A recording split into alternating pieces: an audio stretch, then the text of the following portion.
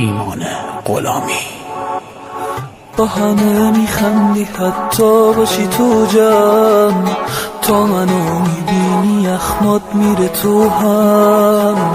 باشه اشکالی نداره، من عادت کردم با تو خوب بودم و گفتی که باهات بد کردم. دیگه یواش یواش ازم سراغی نمیگیری، داری یواش یواش از منم فاصله میگیری. خدا شاهده که بعد من هر کی که میاد حتی یه درصدم تو رو واسه خودت نمیخواد. اگه رود حساس بودم چون دوست داشتم به تو دردمو میگفتم، چون دوست داشتم. اگه میدیدی یه وقتی سری از کوره در میرم، آخه پشت سر در جا چیزای بدی میشنیدم.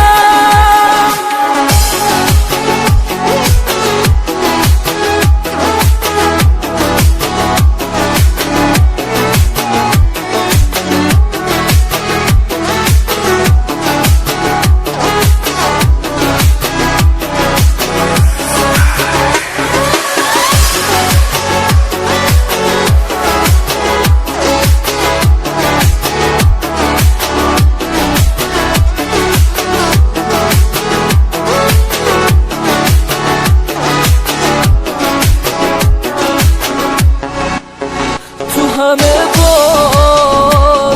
بازیایی که تو دادی به تو باختم، ضربه سختی زدی بهم، اما با سوختم و ساختم.